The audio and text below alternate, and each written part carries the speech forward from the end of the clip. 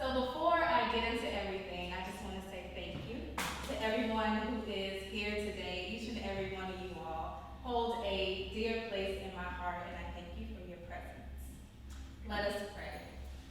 God of our weary years, God of our silent tears, God who has brought us thus far along the way. May the words of my mouth and the meditations of all of our hearts be acceptable in thy sight, O Lord, our Redeemer. Amen. Amen.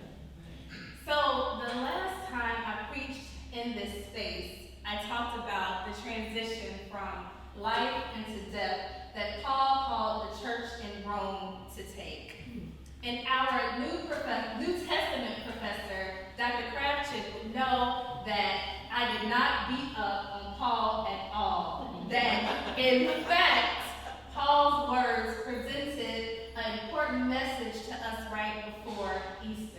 It was a message of dying, not a literal bodily death, but a death to the strongholds that disease the spirit and affect the way our hearts respond to God. But today we're going to travel a little further back in time. We're going to talk about beginnings, because death into life is an example of a beginning. Jesus died into life, and that is no doubt an example of a beginning. Amen? Amen. So journey with me, if you will, to a mystical place called Genesis, where I will read chapter 1, verses 1 through 5. And it reads, "In the beginning, God created the heavens and the earth. Now the earth was formless and empty. Darkness was over the surface of the deep, and the Spirit of God was hovering over the waters. And God said, 'Let there be light.' And there was light. And God saw that the light was good. And he separated the light from the darkness. God called the light day, and the darkness he called night. And there was evening, and there was morning, the first day." The word of God for the people and all creation of God. And let everybody say, Thanks be to God. So here it is, the story about a beginning, the story about creation, the story that highlights God's activity, that tells us how God was putting in amazing work into the universe. Can't you just imagine God hovering over the waters of the deep, forming and shaping, separating light and dark, doing the things that are essential to the survival of humanity and to the world? So what comes to mind when you think about the word beginning? I don't know about you, but when I hear the word beginning, I typically think about things that have just come into existence, like a new birth, or a new car, or a new house, or a new spouse, or a new job, or a new promotion, or even a new degree. Really, anything new, I pretty much place in the box of beginnings. But what then happens? That new car depreciates as soon as it rolls off the lot, and the new car set even has the nerve to fade away. And that baby that was so precious turns into a deranged teenager.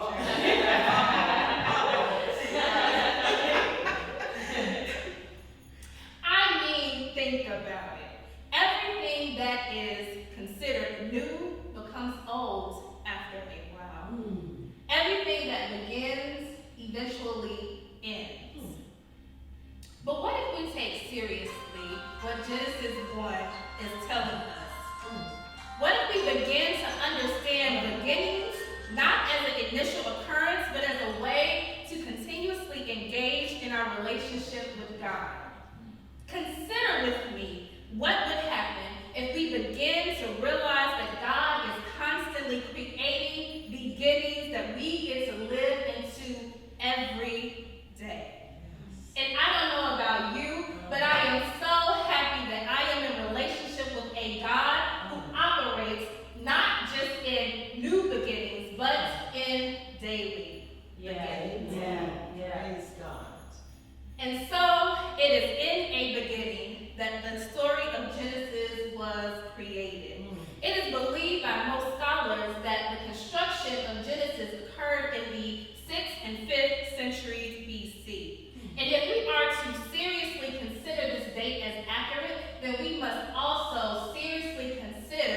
the environment in which these writers existed in, the socio-political climate that they lived in. They were living in an exilic existence, bound to a place of constricting confinement.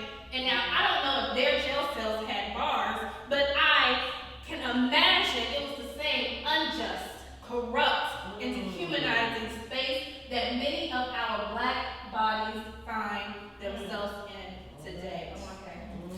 These people's sense of self and sense of community had been all but obliterated, much like our Jewish brothers and sisters who have to enter into spaces, sacred spaces of worship, not with praise to Yahweh, but with fear and trepidation because of hate mongers who traffic in the white supremacist culture of confused identity and self-hate.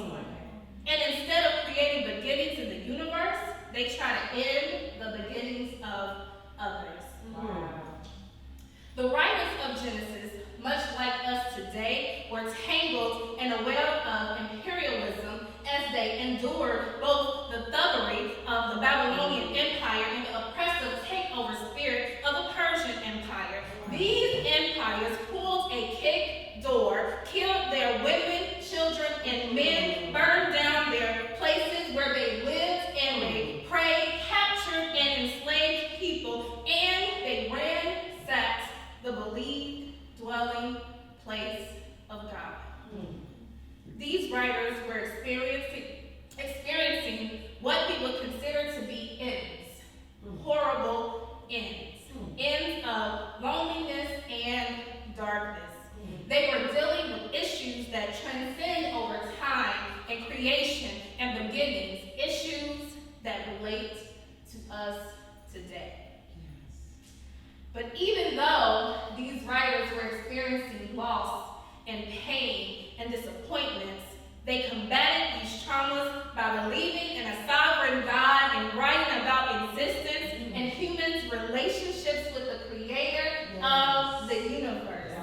They celebrated a God who specializes in beginnings.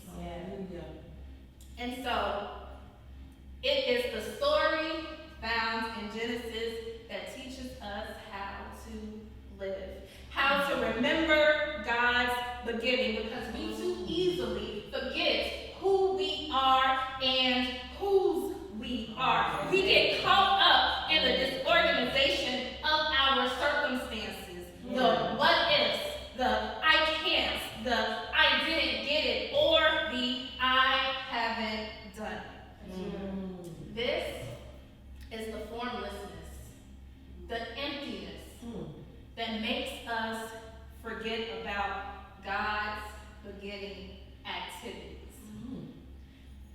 So, what then is God saying to the beginnings in this room?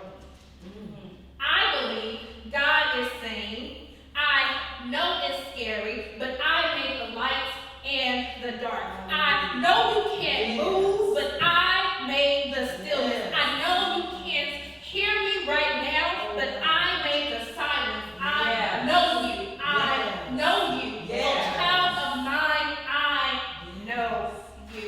I know you can't see right now, but I'm bathed in life-giving darkness. I know you're crying right now, but I made the waters, split it in half, and made the universe. So rest assured that weeping may endure for a night, but joy comes in the morning.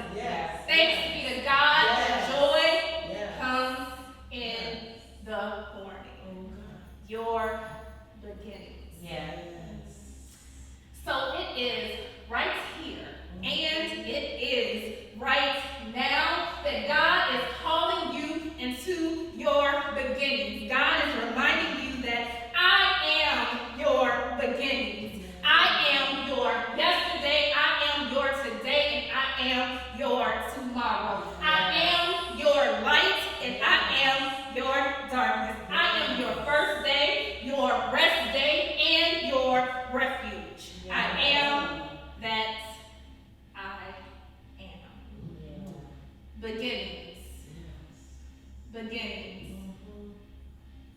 God's beginnings are your beginnings. So, my brother and sisters, Yes. as I close, I encourage you to tarry on anyhow and rest assured in both the light and the darkness of God's beginnings. Sleep into and wake up into your beginnings. Yes. Carry on the beginnings that were started by your ancestors. Participate in God's spirit of renewal by living into the beginnings of the universe. Because it is when we disconnect ourselves from God's beginnings that we disremember the blessing.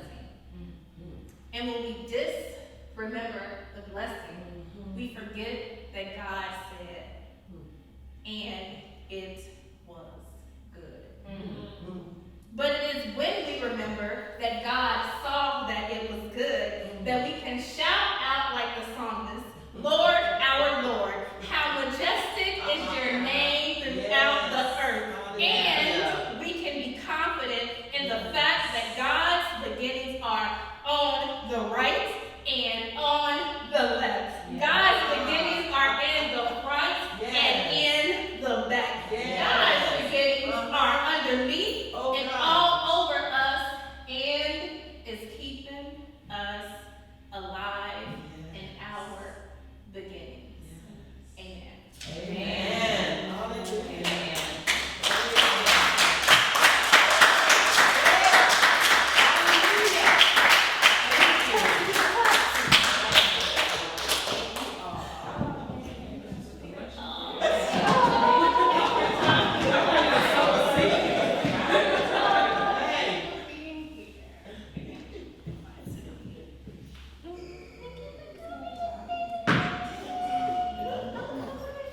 Hi, Julia. My stop by girlfriend. I know, right? Thank you for being here.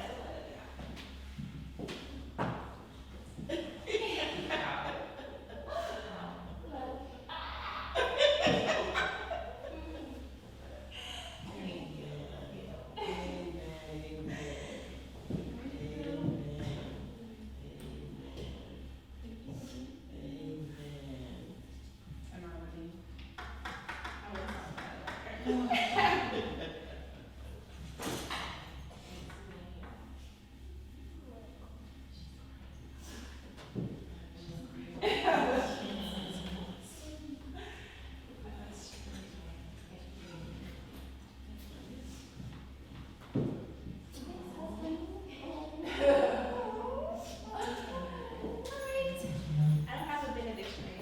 You should have an offering.